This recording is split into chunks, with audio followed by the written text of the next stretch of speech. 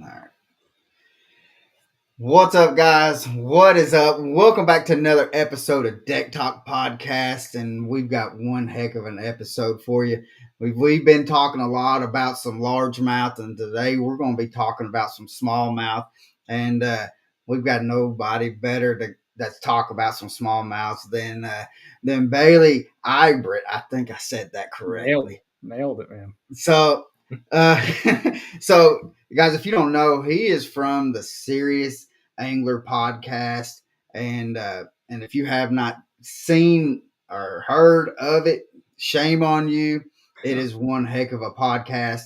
He has some guests on there that are phenomenal, and I seen one here not too long ago that he actually had a biologist that came on, and it was a phenomenal episode, and which was funny, which we'll get into that here in a little bit. But guys, if you don't know, I am Colin Burnett, Pappy J, and this right here is Bailey from Serious Angler Podcast. What's up, brother?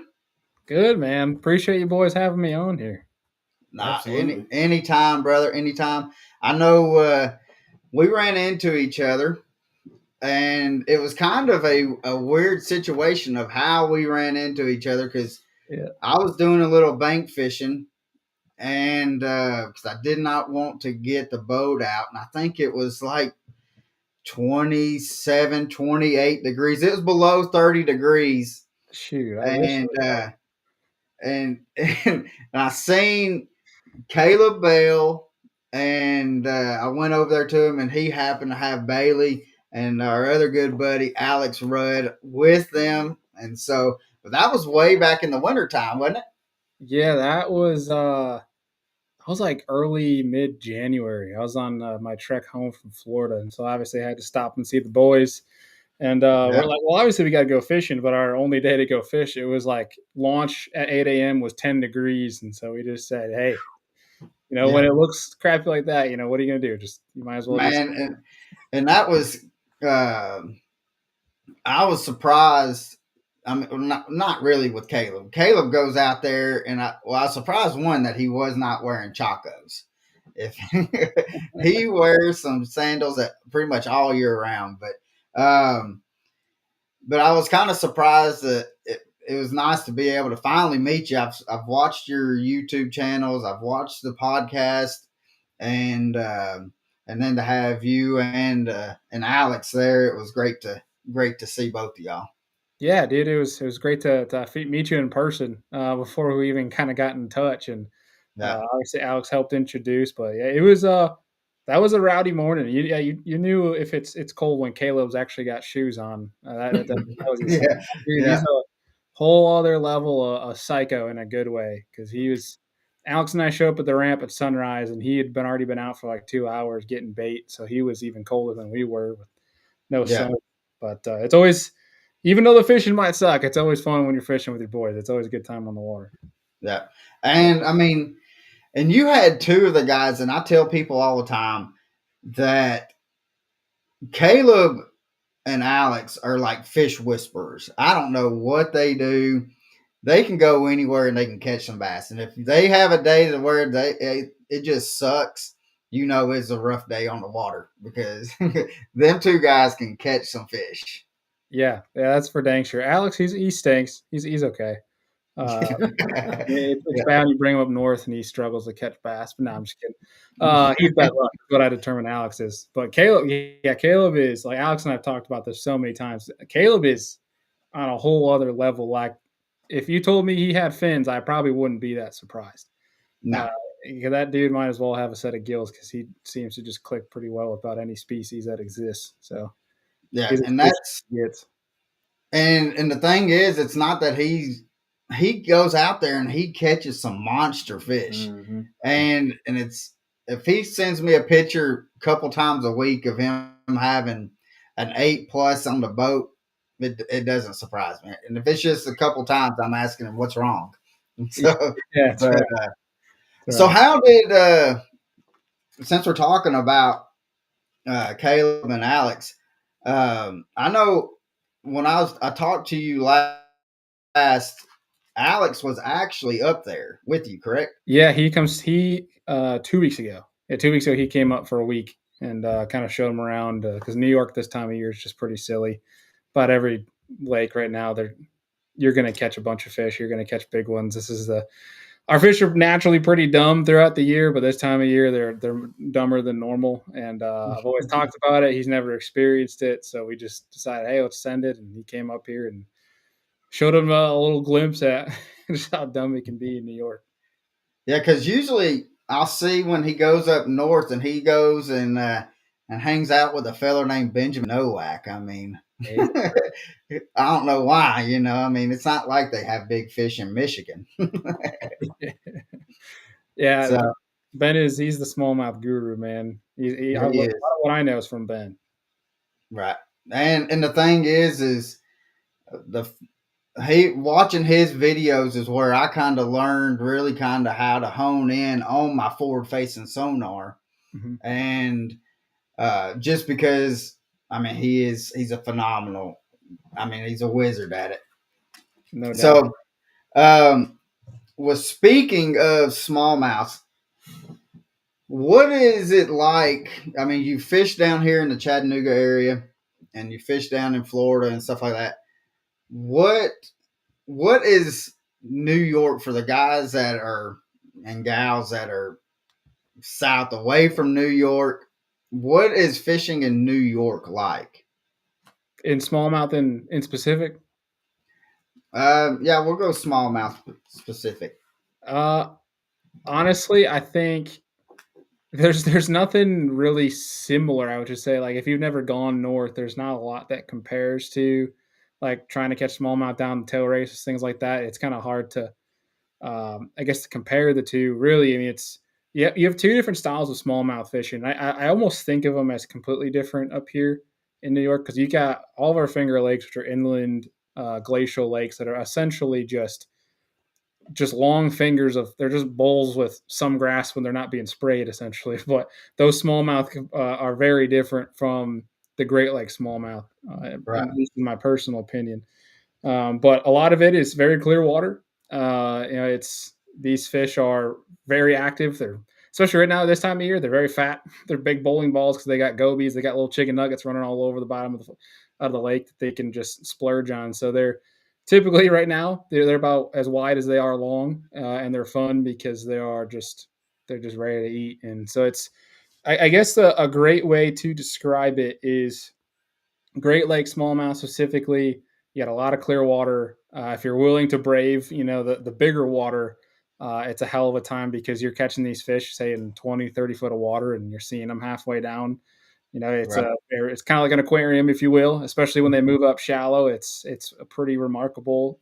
Especially when you get those days that are low wind, sun. But the Finger Lakes is it's some of the, at least my personal favorite is because they when they move shallow. I mean, you go down the bank winding a trap, glide, whatever power fishing technique, and you'll run into big largemouth, but then your next cast is a 5 pound smallmouth. And it's pretty hard to beat that, big line and smallmouth. So they act completely different. And it's, especially Finger Lakes related year round, the smallmouth, they change so much. It's incredible. Whereas largemouth, it's, when you find largemouth, chances are you're going to find that largemouth within the 100-foot vicinity throughout the year. But that smallmouth, they'll be up in 2 foot of water for a week. They'll be back out in 40 foot of water, 10 foot below the surface the next week, and then they're going to be halfway down the lake the next week. And they're kind of just like a little nomad, if you will. But it's a whole different world up in the north, especially with our brown fins too. right. So are they spawning like in shallow water? Because like here, we'll see like the largemouth. Like we were catching within like 10 inches and below. I Yeah, mean, it was crazy this year how shallow we were catching largemouth. And but normally like if we're on Nickajack, that the smallmouth will tend to stay like 8 feet and shallower. Is that do they act the same up there where you're at? I think honestly, dude, it depends on the fish. I really believe they got a personality to them, and more of if they find something that works for them, especially spawning, and they feel safe enough, they're gonna be back there the next year. Right. Like this is what I was told anyway. I can't, obviously I wasn't there, so I can't, prove it. But I was told the state record smallmouth that was broken on Cayuga a few years back was caught in the very same bed, the very same spot the following year, a pound Really? heavier. So I think there's something to that. They know that GPS location, because if you go Yeah. back to that waypoint, it's there again the next year. I mean, that's pretty profound. But Yeah. we have some fish that they'll get up dirt shallow. They'll be in inches of water on a bed. Typically, in my experience, those are your smaller fish. Those are going to be your 3 to 4 pound females. And it's very rare to see a female on a bed for longer than a day up here, smallmouth wise. The Right. only ones that I found that stay longer are the deeper ones, and we'll have smallmouth that'll spawn out in 20 foot of water. And so that's why you see the flogger come into play on some of these clear waters. They have clear water and they got sun, they're going to go and do their business. Especially those big girls, they don't want to move all the way up there. They're just like, okay, this is good enough for me. It's after Thanksgiving, they're like, okay, where's the nearest couch? That's how they are. They're like, I just want to get my business. I want to be gone. I'm going to go back to eating some gobies. And it really depends, man. I mean, you'll have times where it's, and it goes back to these fish just having a personality, and they'll change and do whatever they want. Is you'll have times where they're all up on the bank. You have a bunch of people that see them and get distracted with these 3 to 4 pound fish up on the bank, which is a great time. Don't get me wrong, but all your bigger class fish are going to be out past 8-10 foot of water spawning where those boats aren't. They're all looking at the bank, but behind them are all the big ones. And then you have times there's a wave of big fish that'll come up, but they'll only be there for a morning. Like they'll be there for a couple hours and they'll do their business and get gone, but they'll come up dirt shallow. Usually you more see that with a largemouth, but the smallmouth will do that too. But typically they like to get up and be kind of more deeper, if you will, past that 8-10 foot range, which sometimes you see that on Great Lakes. So you're like, oh, those big ones are shallow, but the water's so clear you could be in 10 foot and it looks like you're in 4 foot.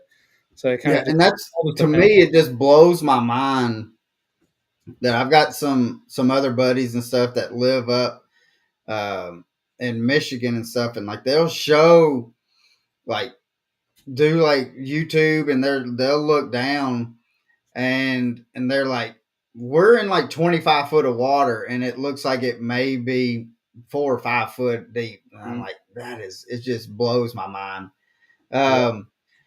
The traveling fisherman says, what is your PB Smalley? So my personal best is 6 pounds, 15 ounces. So I caught that in September, and I really wish I would have caught that sucker in like April or November, because that would have been potentially pushing 8. But it's how deep were you when you caught it? 45 foot of water. Oh my! Yes. So what was it like pulling him out of 45 foot of water? Well, so I got a lot of names for these smallmouths, especially ones that act a certain way. And this one I classify as a brownfin tuna because basically it was out in this one standing boulder. This one, like it was maybe a 6 foot by 6 foot boulder out in 45 foot of water, and was using forward facing and threw a minnow at it, was hovering because I could barely see it above that boulder. I'm mega live too. And she freaking just scorched up 15 foot off the bottom and ate it, and just about pulled line. Kind of like, that's why I call them brownfin tunas, especially like those big old, you hear Brandon Paul and I call them boulder broncos, and there's different names for them, if you will. But yeah, I mean, she just came up and just didn't want to stop jumping. And that was in the tournament, it was our state championship, and it gave me a heart attack the whole time. But they're fun, man, especially when they're pissed off getting into the fall time. It's especially when we're talking September. It's when they're going to feed up. They're feeding on shad, and it was a wild ride. It was fun though, watching her scream up top because you knew it was coming. Freight train's coming to eat, and that's really good time. Now there's nothing better, especially on forward facing sonar. There's nothing better to be out there throwing some whatever bait and then just seeing that bottom just lift right up. There's nothing like it. Makes you feel like a kid. But I got a few that have been close to it. I caught a 611 on Lake Ontario burning a spinnerbait in 8 foot of water, and that while it's a few ounces smaller, I think that's still my favorite one, just because that's your kind of fish right there. It was unreal. Yeah. So, do you see? Is there a lot of kayak fishermen that's up north as well? Yeah, like our local trail here in New York will get anywhere from 50 to 75 anglers a tournament. But do you they get get a on lot. that big water? Yeah, we had a tournament 2 years ago out on Lake Ontario, and I think it had like I want to say it was 60 anglers for that one. And you could fish in the river. I was the one of two psychopaths that went out in Lake Ontario in the waves. But yeah, they'll go out there. I mean, we have some big water, obviously, with Finger Lakes, Cayuga, and places like that. They're big water. So if you get a north or south wind, it's coming right down the pipe, and it gets pretty gnarly. Yeah, because I knew that you do some kayak fishing, but I didn't know. I mean, because down here, I mean, there's a plethora of, Oh yeah, just kayakers, but I just didn't know. We have a little bit longer time here to where kayakers can kind of be comfortable out here, to where y'all have what 4 or 5 months of where it's just to find comfortable. Still go out, but to find comfortable, we might not be comfortable most of the time, but we're out there. You gotta take advantage. So, you was talking about some gobies, and for some of the people, can you explain like what is a goby? Yeah, I guess a great way to describe them is if you ever seen the bait a mega bass dark sleeper, it's pretty much how they're shaped. And obviously that's what it's meant to imitate. But they came in on these freighters through the St. Lawrence River, which came from the ocean. And initially they were invasive species. They thought we were instructed as anglers to, when you catch them, you got to kill them. You're supposed to kill them, let the seagulls get them, that sort of thing. But I think they didn't realize how many exactly got into our lakes, and they're going to destroy fish populations. But I think in turn, smallmouth looked at that and they said, "Hey, we got a buffet coming to us." I think it's supercharged our fish because we just seen them. You can see it with tournament weights. It's just, and especially our state record following year after year. Largemouth and smallmouth. We had a 12-pound largemouth caught out of Cayuga last year, and our largemouth are wreaking havoc on the gobies too, because we have fisheries in the Finger Lakes that are connected by a canal system to Lake Ontario. And so these gobies are getting into there. Like I've caught largemouth this spring that are just choking up gobies. Like they're just spitting them out. So it's supercharging a fish, but there's little, anywhere from, like a little chicken nugget size to like 6 to 8 inches even. I've seen people make like, I've never seen them that big, swim baits for them. Like it's, but yeah, they got no sharp fins whatsoever. They're little, just essentially picture like a ping pong ball full of just muscle protein for these fish to eat. So that is crazy. And because like we've had Benjamin on, and he was talking about it, and he was like, they will kind of, what was it? How he's saying? Like they would kind of nose down into the rocks, and so all they'll see is just that little tail just kind of kicking, and they'll just come up and just suck them up. And he said, just like what you said, it was just a buffet for them. They'll just inhale and then gorge on some gobies. Now, oh shoot, I'm trying to think. What is like do y'all have, I know Benjamin was telling us that he had there's like some kind of shell or snail type deal that he has up there. Like the zebra mussels? Zebra mussel. Yeah, that's what it was. Yeah. Yep. Do y'all have that as well? Yeah, especially on the Great Lakes. That's another thing too that people talked about that has contributed to the increase of size of our fish anyway, is because what zebra mussels essentially clear up water, and smallmouth are so heavy on sight feeding that it's allowed them to see more, eat better, see longer distances. And it's, especially when you're talking about catching them, they see your baits better because of clear water. Essentially, that's the gist of it. But people are trying to say it's a bad thing. But I mean, us anglers are like, we'll take it. Clear water. we'll take it. Whatever blows these fish up. Now, when I went to the first time I went to Florida and actually fished, like for for bass, I've done deep sea fishing when I was a kid and stuff, but when I went for bass, and actually having a 10, 12-foot gator next to me was very unnerving. How is it for somebody that's even farther north than what I am? Were you kind of keeping an eye out on the gator, and were your nerves kind of little rattled a little bit? I guess it depends where, because a lot of my experience, especially fishing in Florida, has been wintertime when they're not usually active. Right. If you will. It's pretty cold. Well, cold in Florida terms anyway. But now my experience, I went head first, and we had a big tournament, the Hobie BOS Trail down at Lake Eufaula, Alabama, the gator capital of the country, it seems, because you can't hunt them there. And they sent us down in April and during mating season, which was great because you got all of these kayaks that look like gators to the gators. So it's perfect timing for this northern boy to go down there and experience it all. But no, I don't feel too nervous. It's when you go around the corner and you got a 10+ footer that just comes crashing off the bank, and it's like you don't know what the heck, especially a northern boy. All you see is movies. And you're just like, oh God, what's happening? You see the bubbles go under your kayak. And, well, yeah, I seen a story about it was a husband and wife, and they were kayaking. I believe it was somewhere. It was in Florida. It seemed like it was in Orlando or somewhere. Anyhow, a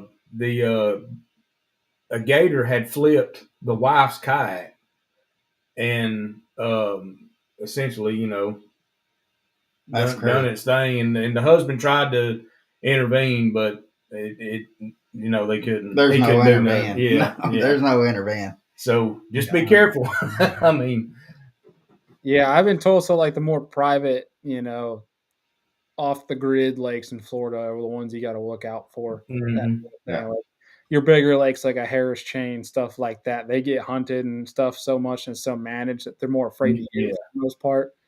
Yeah, I'm surprised. Like Eufaula, they don't have any more problems with how many damn gators are out there. But yeah, I've heard a few stories, especially more so Florida than anywhere else. Has those issues, and it's usually probably those smaller bodies of water that you're talking some of those 100-acre style or size lakes. And that's what this looked like. It looked like it was a smaller sized lake. I don't even remember. It might have said the name of it, but I was more intrigued on the gator flipping the kayak, than anything. So yeah, it happens. It definitely happens. Yeah, I mean, shoot, they'll charge a bass boat. You know what it is. And so if you're a plastic boat that can go top speed 5 miles an hour, you're pretty much screwed. You might as well just hold on. And all it takes is just one chomp. Yeah, you better be carrying. That's for dang sure. Yeah, I was down in the Everglades fishing a canal, and there was like a 5.5, 6 foot little, like a little bluff to my left, and I was just throwing down, and it had some lily pads coming right along it, and I was throwing a whopper plopper right on the outside of these lily pads. So I was fishing for some peacocks, and next thing I know, I hear, and then it was probably about 8 foot gator, just Supermaned it off of this 5.5, 6 foot going after it was just the smallest little whopper plopper, and I guess it just made the right noise for it, and it come barreling out there like it, and so, but also had them to where they come up nosed up to the gunnel of the boat, and my buddies would always laugh. They're from Florida, so they're used to having gators around them, and I'm over here like, I'm not afraid to put holes in this boat because I'm going to shoot something. And so, but, and I mean, it's just because in a boat, we're 1.5 feet, 2 foot off the water. In a kayak, you may be 6 inches. I mean, I put my hands on my hip and I'm touching the water. So it's like, right. So it's not even that. So, no separation.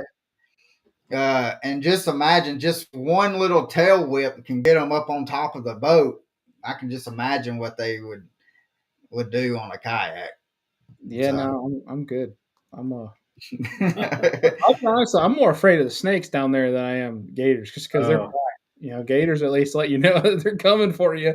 You got a chance to make your peace, but snakes, it's like I had a buddy that went down that way and fished. I mean, thank gosh it didn't do anything, but he launched, fished for 6 hours, came back, put it on his kayak trailer and everything, and had a snake coiled up under his seat. That Really? That is nightmare fuel for me. Like I won't. Oh yeah. Heck no. Like I'd have sold the kayak right then. I've been done. he gave up. Bailey, there would not have been selling his wife would have been selling the kayak because we would have been putting him 6 feet in the dirt. Yeah, it's his kayak now. I don't own it anymore.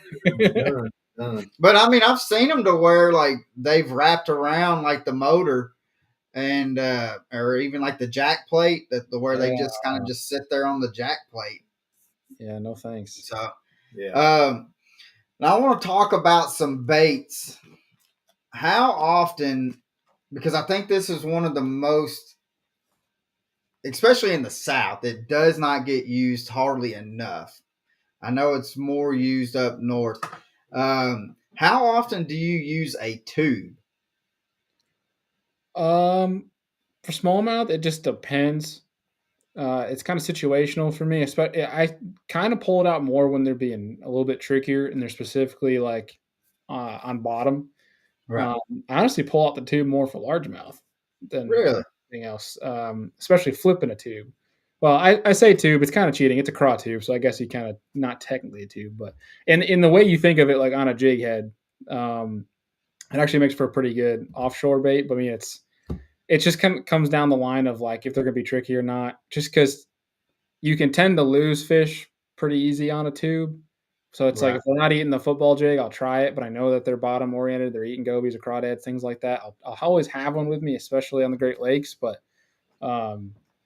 there's some people that make hay on it, but it's just like it definitely gets used a lot. It's just not one of my go-tos. But there's some guys. There's some guys down your guys' way that are very, very sneaky on the Elite Series, especially with a tube, man. They don't talk about it. They're throwing, especially like ledge baits, man. Oh yeah. I know. I've got a buddy of mine that Josh Antoine, and he owns Chattahoochee Fishing Charter, and he fishes nickajack primarily.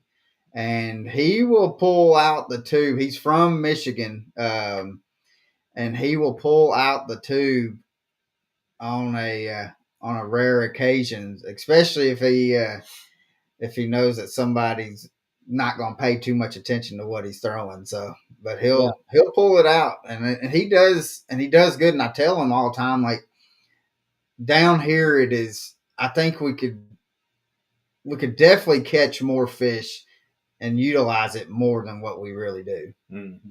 Yeah, and in that traditional sense of rigging it, like not talking about like a flipping tube or things like that, that's gotten a lot of buzz this year anyway. I was out west for the BAM tour, their Super 60 that they started out west, and I was covering that event on Don Pedro. And I'll let loose a cool nugget for you guys on this show. Is the winner of that event, Greg Gutierrez.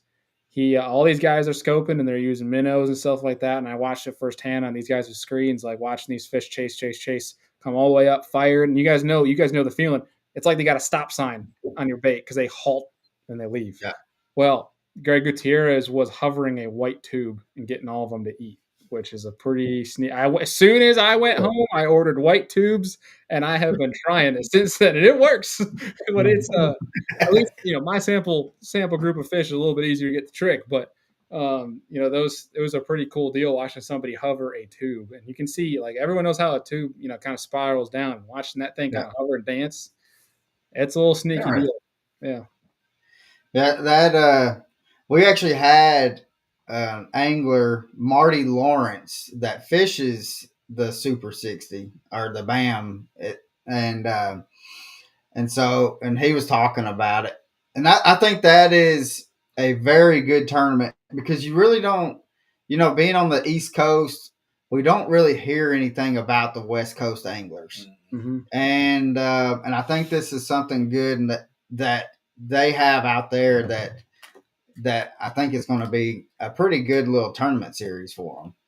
Yeah, they made a pretty big deal out of it on Don Pedro, and with the stage and the spectacle they're making, and obviously, BAM, Bass Angler Magazine already being a media outlet. And it's awesome the support they're putting behind it. Like they're flying us out to the events, and Adam Deacon, who's co-host at Serious Anglers, he's one of the pro anglers fishing it. And it's cool to kind of see, they're filling the gap that the West Coast needs out there. Yeah. So it's cool to see some of the buzz it's getting and kind of some of the anglers that we're helping show some light on. But those guys are, I mean, I couldn't tell you how much I learned just from being a follow boat with some of those guys because they got a whole different arsenal over there, man, of things that they're using. So now, do you throw a glide bait much? Oh yeah, big time. Big time. I'll preface that saying I throw it a lot. I don't catch a lot. I'm still in the training phase, if you will, and just from situational stuff like trying to see where it'll work, where it won't. Especially fun fishing, I pull it out all the time. I think it's the goat of if you're practicing and you want to see fish, that is the goat of being able to pull big fish out of their hiding place and see where they're at. But I mean, Alex and I have a video we're going to be dropping on our channels when he came up here. We probably had a 40 fish, 4-hour afternoon, probably 26 pounds all on a glide bait. And it was, it's an easier training ground up here, but yeah, I use it a lot. It's a fun one, man. Cause it's more, I don't even know how you describe it, but it's like almost like animalistic throwing that big bait and watching them come unglued on that. It's a little bit different than shaking a minnow at them or something like that. It is. And I think, because the first time that I ever threw one, I was actually in the boat with Caleb, and he was throwing. We were on Nickajack, just right below the dam. I mean, we were fishing the little, the wing walls and stuff of the dam, and he was just throwing it, and it was amazing being able to see like the bass just come up out of nowhere and just track it, and I don't know. I mean, earlier we was talking about how he's a fish whisperer, but I mean, he's got some eagle eyes as well. I mean, to be able to see in water, because I'm watching his bait, and he was like, I got one coming, and I'm just all I see is like greenish brown water, and I don't see anything around. And next thing I know, he just pauses it. Maybe, I mean, and it's all with he does it all with the reel. He does not do any kind of twitching with the rod. It's all his reel. And then next thing you know, you just see, whoa, just come up and just inhale it. I'm like, God. And after seeing that a couple times and having to put a whooping on you with it, I'm like, I just went and grabbed one out of his boat, and I says, "This one's mine."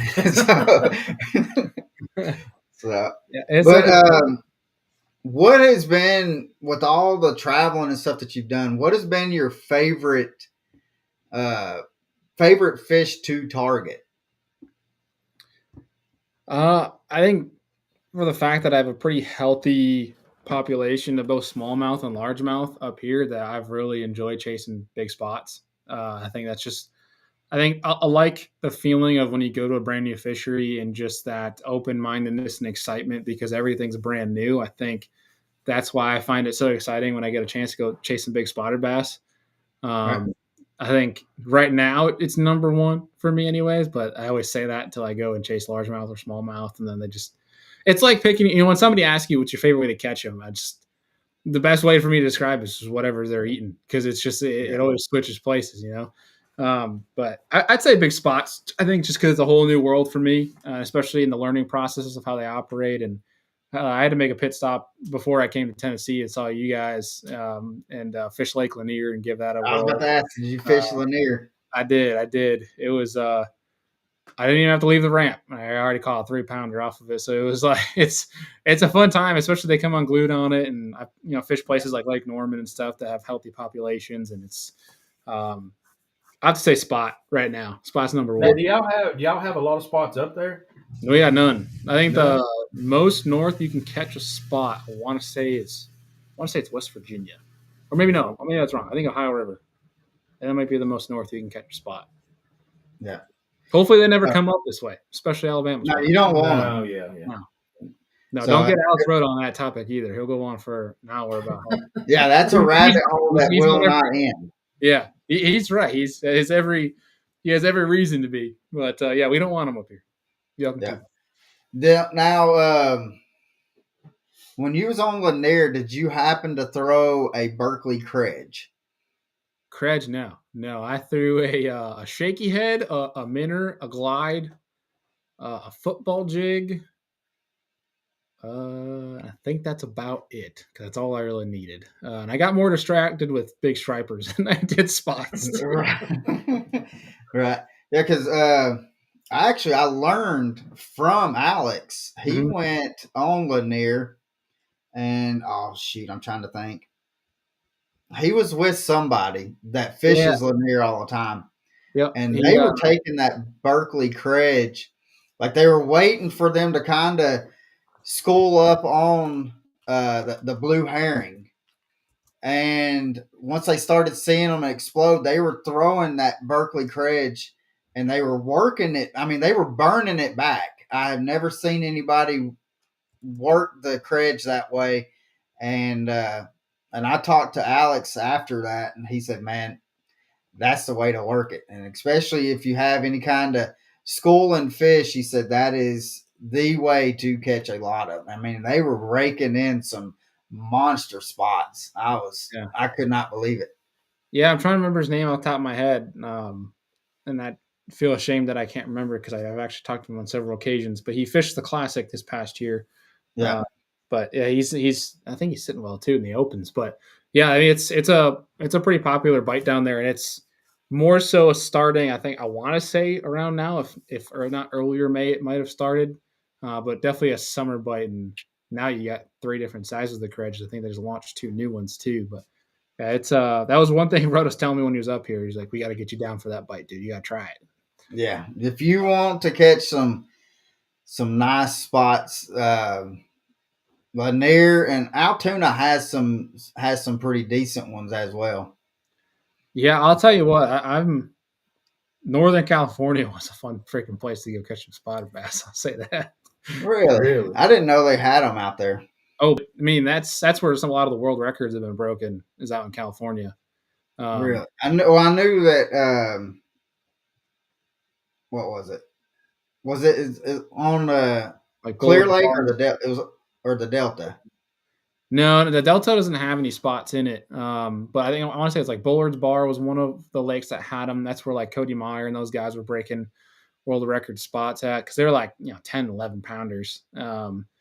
With freak show spots. But yeah, there's a few lakes out there that are just incredible. Ones that are on my bucket list, and I'm going out there. I think I'm looking at my calendar like 3 more times. And I got like Barry S's on the bucket list, things like that. But there are magnum spots out on the West Coast. That's for dang sure. Yeah. So I know with Alex and stuff, like he's posted some videos, and this is an older video of some crazy stuff that's happened to him while out on a kayak. I know he had one video here, a year and a half, 2 years ago, where he had a dude at the boat ramp that he was putting back in that was on something or drunk or whatever. He was out of his mind. But and it was cold, and the dude was butt naked, and then he decided he was going to go jump in the water after telling Alex that he was going to shoot him. But what is the craziest thing that you have had happen to you out on the water? Ooh, I'm trying to think. I mean, beyond just the occasional carrying on the on the bank or on a boat dock or something like that. I'm trying to think of something. I mean, I had a pretty crazy interaction this past weekend. Actually, a week and a half ago, with somebody on the bank. Because I can't really think of anything else that's been crazier than just people being turds. But I had a guy on the bank that there's a little creek that was going down in the kayak from the lake fishing a tournament. I had Buddy on the left side, I was on the right side, like within casting distance of each other. These guys pulled up and wanted to go fish the bank, and they decided to go cast 10, basically stand 10 feet in front of my buddy, whose kayak was like he could touch his rod on the bank type of deal, and just start casting, no saying hello or nothing. And some words were exchanged, but they basically started yelling at us for cutting them off. But it's a whole deal that we on YouTube anyways, just to like to highlight stupidity as learning lessons. But no, nothing like I guess too crazy. Oh, I seen a boat blow up on Oneida Lake before. I should say that. Really? Yeah, that wasn't good, but that's about it. That's about all I see. I was crazy, man. Some pretty cool stuff like gators and all that thing, but nothing like that. And hopefully it stays that way. I know it's not great for the whole YouTube thing, but I'm just gonna hold back. Pretty. I mean, if you're ever back down this way, we can make something happen for you if you want to get some YouTube views and clicks. So we can make something happen. No, I ain't one of those guys that fakes anything for the views. If it comes to me, I'll see what I can do, but I don't chase the whole clickbait game. But I want my views to come from the fishing and teaching something, and I don't.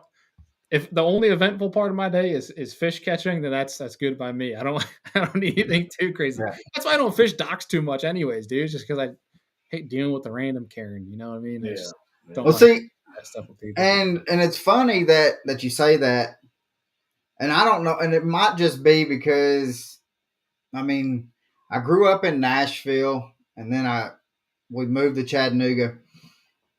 I think I'm maybe in 42 years, I may have had maybe 8 to 10 people come up that was Karens about docks. And I see all these people with videos and stuff about it, and I'm like, I have no clue. I mean, it's just crazy to me just to even think that that they even come out like that. And we got a lot of them here up in the north, unfortunately, because we got some lakes that are, I guess, best way to describe it is like a lot of rich folk, and rightfully so. They care about their stuff, and they don't want you getting close to their stuff. But it's like, when the fish are up there, man, I'm going to fish where the fish are at, and I'm everywhere within my right to do so. And usually if they're out on their property, I just avoid those. I just go right around, just don't even bother with it. I know there's some folks that like to steer into those altercations. Yeah, just to see if they can get something going. Yeah. The craziest one, I think, actually, now thinking about it, was this was like probably 4 or 5 years ago. We got a gentleman that fishes our kayak trail with us, and he's Asian. And essentially he was going down this bank, and this guy came out yelling at him for fishing his dock and just being super racist.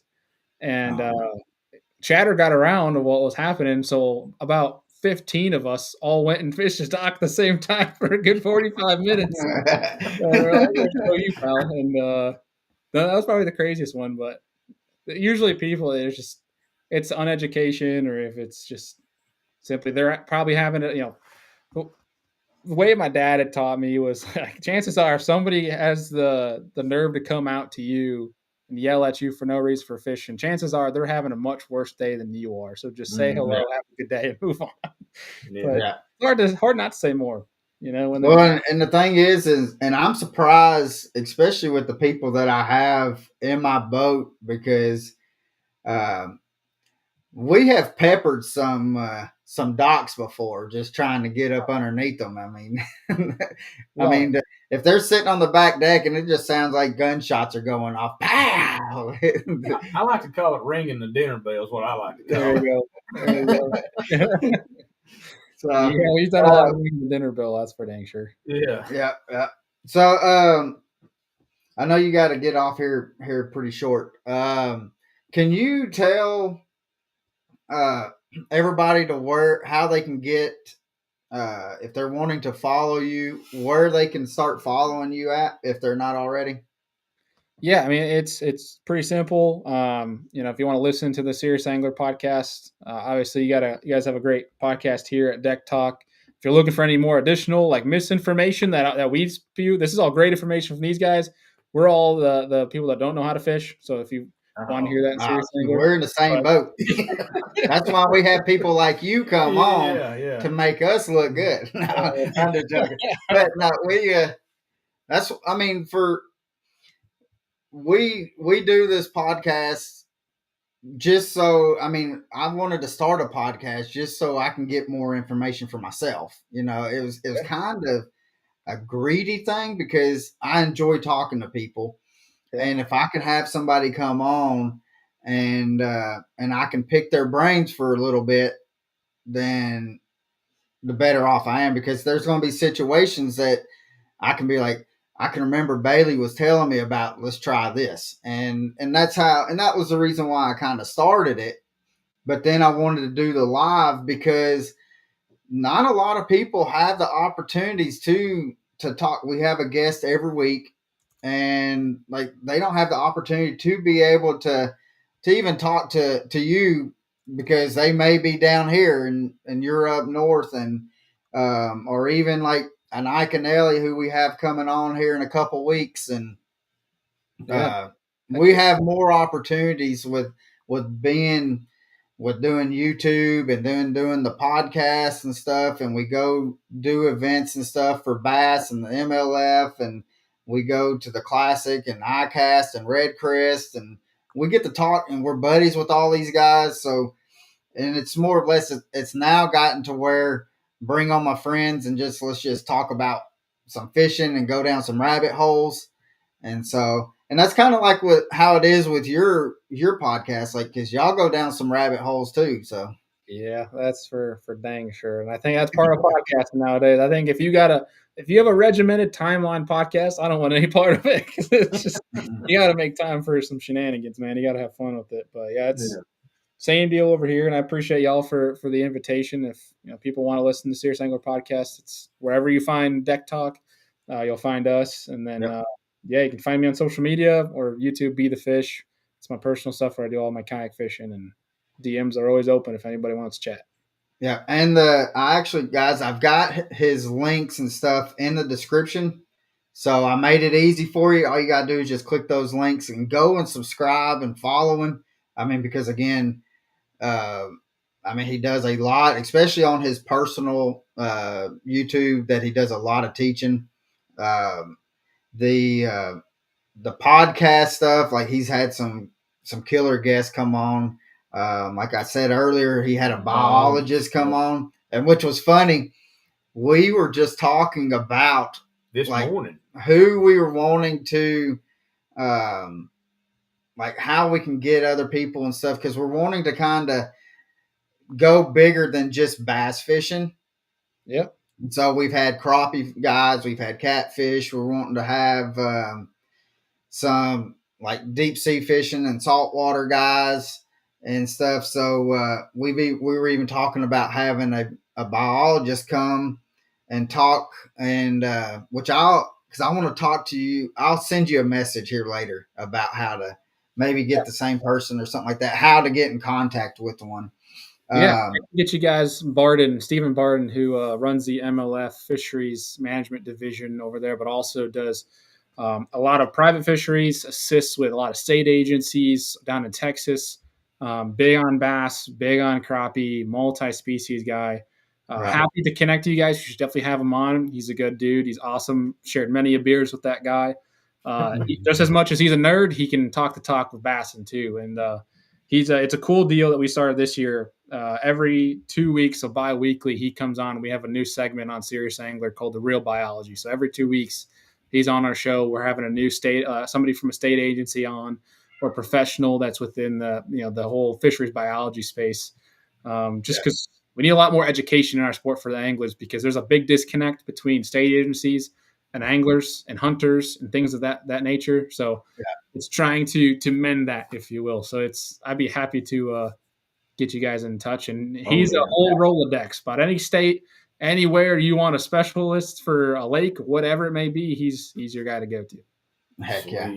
So I know you got things you got to get. Let's see that you got to do. Traveling fisherman says walking the banks with the gators all around took me some time to get used to. You can keep that. I think I'm faster. So and if you don't know, we're actually here in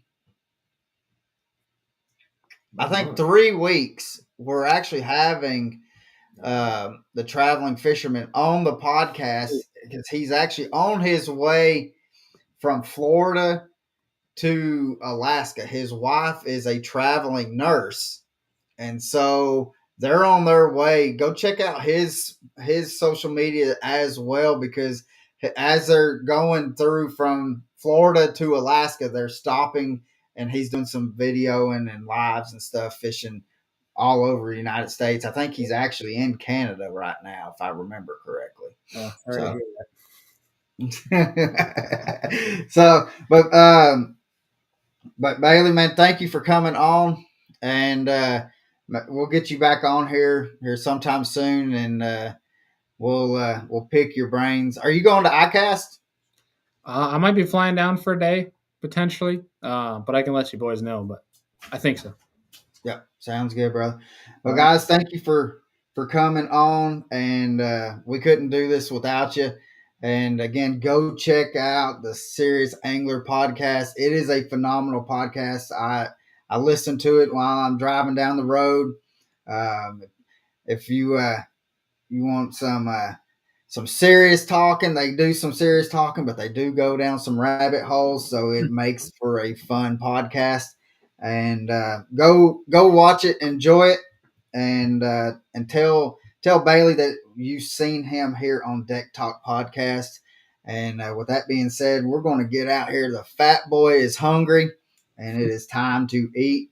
And Bailey, thank you so much again, brother. Yeah, thank you.